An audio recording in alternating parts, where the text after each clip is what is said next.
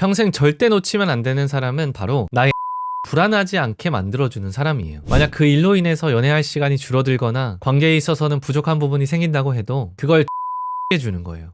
여러분 안녕하세요. 학생 때부터 시작해서 결혼할 때까지 연애를 많이 하는 사람도 있고요. 연애 한 번을 잘해서 결혼까지 가는 사람도 봤어요. 아니면 모태솔로이신 분들도 있고, 연애를 싫어하다가 사람을 잘 만나서 연애관이 바뀌시는 분들도 있고 그렇습니다. 인생을 계획하는 것 중에 아마 변수가 제일 많은 게 연애가 아닐까 싶어요. 나 혼자 계획한다고 되는 게 아니기 때문에 그렇겠죠. 그런데 사람을 이렇게 만나보면 책 읽고 공부하는 것보다 더 많은 걸 배우게 되기도 하지만 오히려 상처만 남는 관계도 있습니다. 아예 처음부터 안 만나는 게 나을 뻔했던 관계도 있다는 거죠. 성인 애착 이론에서는 안정형 애착을 가진 사람도 어떤 사람을 만나는지에 따라서 이 애착이 비안정형으로 바뀔 수도 있다고 해요. 어릴 때 부모로부터 안정적인 애착을 얻었는데 성인이 돼서 어떤 사람과 연애를 하다가 잃어버리게 되는 거예요. 그러니까 어릴 때 애착 유형도 중요하지만 성인 애착이란 걸 우리가 다시 확인해야 하는 이유가 여기에 있는 거예요. 그렇게 생각해보면 우리가 살면서 건강한 연애를 한다는 건 정말 행운이라 할 수가 있습니다. 그렇다 보니까 내 인생에서 절대 놓치면 안 되는 사람이 내 눈앞에 보인다고 하면 그런 사람을 알아볼 수 있어야 하는 거예요. 근데 이게 단순히 성격이 좋다고 절대 놓치면 안 되는 사람이 되는 건 아니거든요. 각양각색의 모양으로 내 주변에서 살고 있을 가능성이 높아요. 그럼 도대체 내가 절대로 놓치면 안 되는 사람은 어떤 사람인지, 그런 사람은 어떤 특징을 가지고 있길래 구분할 수 있는 건지, 이런 걸 두 편에 걸쳐서 알아보도록 할게요. 구독과 좋아요 부탁드립니다. 자, 그런데 우리가 절대 놓쳐서는 안 되는 사람을 알아보기 전에 먼저 여기서 중요하게 알아야 할 게 있어요. 애착의 관점으로 보면 보통 세상에는 두 종류의 커플이 있거든요. 애착과 관련이 없는 문제로 싸우는 커플이 있고, 애착과 친밀감 때문에 싸우는 커플이 있어요. 그런데 이 두 커플 사이에는 엄청난 차이가 있습니다. 애착이랑 상관이 없는 일로 싸우는 커플은요, 그 문제만 해결이 되면 얼마든지 관계가 발전하고 성장하지만, 애착 때문에 싸우는 커플은 서로의 애착 욕구가 달라서 싸우는 거예요. 결론적으로 보면 쉽게 해결할 수 없는 갈등이라는 뜻이에요. 그렇지 않습니까? 그러니까 이건 사람이 아주 본능적으로 느끼는 각자의 불안이 서로 다른 거거든요. 이걸 조금 더 실감나게 표현하자면 자신의 생존 문제가 달려있는 원초적인 불안이에요. 애착이 충족되지 못했을 때 심하게 말하면 죽을 수도 있겠다는 공포를 느끼는 거랑 같아요. 이런 느낌인 거죠. 그렇기 때문에 서로의 애착 욕구가 다를 때 이 다른 게 문제가 아니라 서로한테서 이 욕구가 충족이 안 되면 충돌할 수밖에 없는 끝이 없는 싸움이 되는 거예요. 근데 막 표면적으로 봤을 때는 그냥 사소한 걸로 싸우는 것처럼 보이거든요. 연락 안 되는 거, 청소하는 거, 밥 먹는 거, 이런 걸로요. 아주 사소한 걸로 싸우는 것 같지만 실제로 보면 아주 거대한 이 본능적인 욕구를 서로가 서로한테서 충족받지 못해서 싸우는 거예요. 예를 들어보자면 불안형과 회피형 같은 경우에는 자기 욕구를 달성하지 못하게 되면 애착 욕구가 서로 반대로 작동하게 돼요. 불안형은 항의 행동이란 걸 하게 되고, 회피형은 불활성화 행동을 막 하고 그래요. 이런 행동을 하는 진짜 이유는 불안형은 상대한테서 애착 친밀감이 안 채워져서 그렇고요, 회피형은 자신의 독립성이 채워지지 않기 때문에 그러는 거예요. 하지만 실제로 서로 싸울 때는 이런 근본 자기 욕구를 잘 드러내지 않죠. 다른 이유 때문이라고 막 싸운단 말이에요. 이렇게 문제의 원인을 모르고 답도 없이 싸우면 계속 서로가 나쁜 기질들을 서로가 끄집어내면서 파국이 됩니다. 각자 서로의 욕구가 뭔지를 알아차리기 전까지는 절대 해결할 수가 없는 거예요. 여기까지 들으셨을 때 어떤 생각이 드시나요? 나랑 애착 문제로 싸우지 않는 사람을 만나야겠다는 생각이 드시죠? 아주 정답입니다. 평생 절대 놓치면 안 되는 사람은 바로 나의 애착 욕구를 불안하지 않게 만들어주는 사람이에요. 나의 애착 욕구, 애착 시스템을 작동시키지 않고 안정시켜줄 수 있는 사람이겠죠. 이런 사람이 누굴까요? 당연히 안정형 애착을 가진 사람입니다. 연애관계에서 최고의 변수가 바로 이 안정형한테 있어요. 절대 놓치면 안 되는 사람 1부에서는 안정형 애착을 가진 사람이 왜 절대 놓치면 안 되는 사람인지 그 이유 첫 번째를 알려드릴 거예요. 네, 구독해두시고 나머지 내용도 꼭 확인하시기 바랍니다. 안정형이 절대 놓치면 안 되는 사람인 이유 첫 번째, 안정형의 행동과 사고방식은 상대에게 본능적으로 안정기지가 되어줍니다. 안정기지가 뭐냐면 쉽게 말하면 내가 믿고 의지할 수 있는 대상을 말해요. 여기서 믿고가 제일 중요한 표현이거든요. 제가 예를 들어볼게요. 낯선 공간에 엄마랑 아이가 같이 있어요. 처음 보는 공간에 처음 보는 물건들이 막 있는 거예요. 아이의 눈에는 전부 다 살아서 처음 보는 것들이에요. 되게 신기하게 쳐다보겠죠. 그런데 아이는 삶의 경험이 부족하기 때문에 이게 위험한 건지 안전한 건지 모를 뿐더러 모든 게 생소하고 경계가 되겠죠. 그런데 옆을 돌아보니까 자기의 보호자가 되는 엄마가 확실하게 옆에 있는 거예요. 그렇다고 엄마가 자기를 위해서 뭔가를 해주는 건 아니고요, 그냥 가만히 있기만 할 뿐이에요. 그런데 나한테 무슨 일이 생겨도 나를 지켜주고 보호해줄 엄마가 있다는 그 전제 때문에 아무것도 모르는 낯선 공간, 낯선 물건에 관심을 가지고 만져보고 궁금해할 수 있는 거예요. 이럴 때 아이에게 있어서 엄마는 아이의 안정기지다라고 할 수가 있습니다. 근데 이건 꼭 아이가 아니라도 지금 여러분의 부모님을 생각하면 아마 공감이 공감이 되실 거예요. 사람마다 부모에 대한 애정과 애착이 다른 점은 양해 부탁드릴게요. 우리가 부모님이랑 떨어져서 살게 되면 부모님을 매일 만나지는 않잖아요. 어떤 사람은 명절마다 1년에 딱 2번 보는 사람도 있어요. 부모님을 내가 자주 보든 안 보든 그게 중요한 게 아니라 내가 마음만 먹으면 언제든지 부모님을 보러 갈 수 있다는 그 전제, 이 전제가 중요한 거잖아요. 아이는 아직 어려서 눈앞에 엄마가 없으면 불안하지만 우리는 아이가 아니니까 지금 당장 부모님이 옆에 없어도 상관이 없는 거죠. 우리 입장에서 만약 부모님이 돌아가시게 되면 내가 부모님이 살아계실 때나 아닐 때나 부모님이 없이 사는 하루는 똑같아요. 똑같은데 나를 위해 뭔가 해줄 수 있는 존재가 있어. 누군가가 있어. 라고 하는 이 전제가 없어진 거죠. 지금까지 말했던 이 전제가 바로 신뢰와 믿음이에요. 이 애착 대상과 형성되는 이 신뢰 자체가 안전기지입니다. 부모든 친구든 연인이든 이 애착 대상과의 이루어진 이 신뢰를 바탕으로 새로운 일, 새로운 경험, 새로운 도전, 삶을 살아갈 이유, 평소에 내가 사는 일상생활 이런 걸 힘있게 해나갈 수 있거든요. 그래서 사람한테는 누구나 이 신뢰와 믿음, 이 안전기지가 너무너무 중요해요.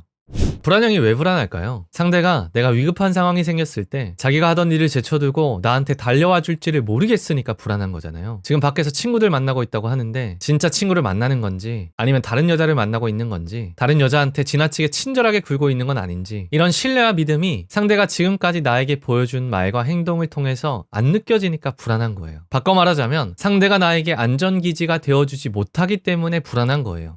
하지만 안정형은 연애관계에서 모든 애착 유형에게 기본적으로 안전기지가 되어줄 수 있어요. 저랑 되게 친한 불안형 여자애가 있어요. 이 친구가 3년 전에 결혼을 했는데 굉장히 안정형처럼 잘 살고 있거든요. 결혼 상대였던 남자분은 다른 인간관계에서는 회피형처럼 보이지만 자기 여자한테는 안 그런 분이었어요. 내향적인 성격이라 퇴근하고 나면 집에만 있고요. 다른 인간관계를 전혀 하지 않는 거예요. 불안형 여자인 이 친구의 입장에서는 이 남자의 생활이 다 예측이 되고 전혀 그 예측에서 벗어난 행동을 하지 않아서 불안하지 않다고 했어요. 그리고 자기 말 잘 들어주고 서로 하고 싶은 말 솔직하게 하면서 큰 무리 없이 지내는 거죠. 근데 막상 집에 같이 있어도 남편은 게임하고 이 친구는 혼자 영화 보고 그래도 뭔가 같이 하는 건 딱히 없지만 그 같은 공간에 같이 있다는 것만으로도 안정감을 느낀다는 거예요. 이런 시간이 반복되면서 신뢰라는 게 쌓이게 되고 이 남자분은 불안형 여자에게 안전기지가 되어주게 되었던 겁니다. 이 남자의 예측된 그 행동이 불안형에게 신뢰를 주게 되고 이로 인해서 불안형의 애착 욕구가 활성화되지 않는 거죠. 되게 평화롭고 하루하루가 좋다고 하더라고요. 그렇다면 구체적으로 안정형의 어떠한 행동이 상대방의 안전기지가 되어줄 수 있었던 걸까요? 그래서 지금부터 안전기지가 되어줄 수 있는 안정형의 행동 3가지를 알려드릴게요.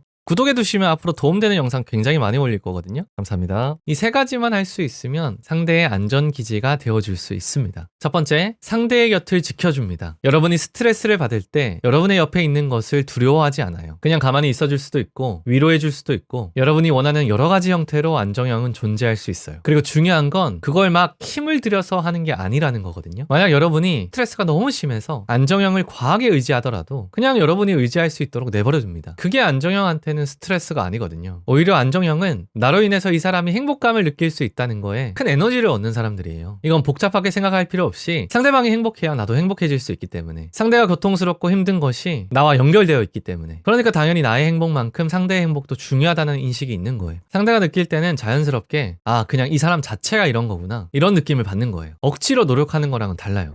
만약 여러분이 불안형이라면 그 사람이 막 떠날까봐 불안하고 다음에는 안 그럴까봐 걱정되고 이런 마음이 어느 순간 딱 안 드는 거죠. 여러 번 경험하다 보면 그걸 느끼겠죠. 그 신뢰를. 이렇게 되면 불안형의 애착 욕구가 어느 순간 활성화되지 않을 거고 그렇다 보니까 항의 행동을 할 필요가 없어지는 거예요. 물론 제로가 되진 않겠지만 반대로 여러분이 해피형이라면 내가 막 스트레스 받아서 혼자 있고 싶어가지고 연락도 잘 안 해주고 그랬어요. 근데 이 안정형은 아무런 요구나 불만이 없는 거예요. 왜냐면 회피형 상대가 막 혼자 있고 싶다고 해서 불안하지 않거든요. 그럼 뭐 나도 할 거 하고 있으면 되니까 혼자 있어. 그냥 그러려니 하고 혼자 있도록 내버려 두는 거예요. 그러니까 회피형의 입장에서는 굳이 애착 욕구가 불활성화될 일도 없고 상대한테서 멀리 도망가야 한다는 생각도 안 드는 거예요. 이렇게 안정기지가 되어줄 수 있는 사람은 정면 승부를 하지 피하지 않습니다. 두 번째, 상대의 일에 간섭하지 않습니다. 이게 무슨 말이냐면요. 사실은 상대한테 뭔가를 요구한다는 건 다 간섭하는 거예요. 충격적일 수 있겠지만요. 이걸 심리학에서는 과제 분리라고 하거든요. 여기에는 나의 과제와 타인의 과제를 분리할 수 있어야 행복할 수 있다는 전제가 있어요. 부모와 아이와의 관계만 생각해봐도 여러분이 아이였을 때 부모님이 공부해라 그러면 지금 막 공부하려다가도 방금 공부해라는 그 소리 때문에 하기 싫고 막 그러잖아요. 연애 관계에서도 똑같아요. 상대를 나의 기대감과 나의 기준에 맞추려고 하는 건 타인의 가제에 내가 침범하는 거거든요. 상대를 믿어주는 것, 이건 내 과제예요. 근데 나의 기대와 신뢰를 받은 그 상대가 어떻게 행동하느냐는 그 사람 과제인 거예요. 이걸 명확하게 구분하지 않고 내 희망만 밀어붙이면 이건 집착이랑 다름이 없어요. 근데 신기한 게요, 내 욕심을 버리고 믿어주는 걸 하면 상대가 나한테서 존중받았다는 느낌이 든단 말이에요. 그럼 상대도 나에 대한 믿음이란 걸 가지게 되는 거죠. 그러고 나면 그 다음 순서로 행동이 변하게 됩니다. 이런 마음을 상대가 느끼게 되면 아무리 불안형이라도 회피형이라도 극단적인 경우가 아니라면 그 신뢰와 믿음을 바탕으로 스스로 노력하고 맞춰가려고 하는 거죠. 뭐 조금이라도. 불안형은 친밀감을 막 요구하는데 에너지를 소비하지 않아도 되고, 회피형은 맨날 도망가는데 에너지를 쓰지 않아도 되잖아요. 그러니까 노력을 할 수 있는 거예요. 새는 에너지가 없으니까. 그러면서 관계가 점점점 성장하게 되고, 어릴 때 불안정했던 애착이 서서히 안정형이 되어가는 거예요. 안전기지가 되어줄 수 있는 사람은 그래서 상대의 일에 간섭하지 않아요. 그리고 세 번째, 상대를 격려해줍니다.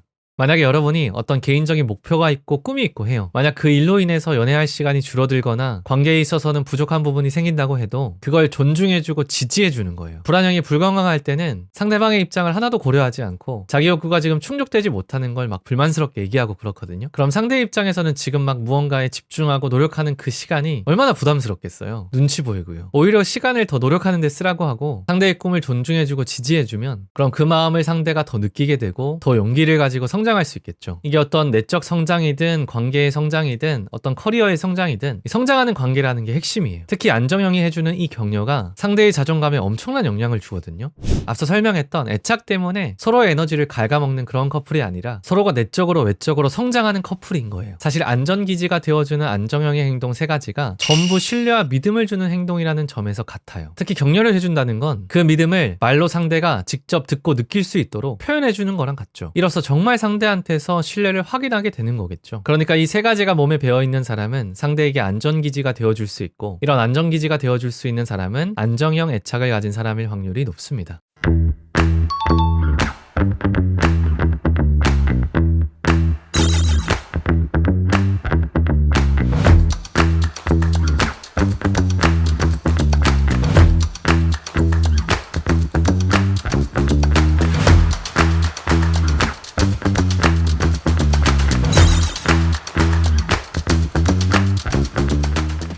네, 그럼 절대 놓쳐서는 안 되는 사람 1순위 2부에서 계속해서 알아보도록 하겠습니다. 다음 영상도 구독하고 만나보시기 바래요. 감사합니다.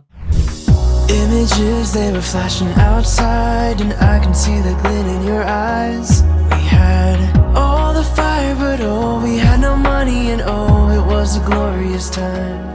We were free with the feelings that were new, and time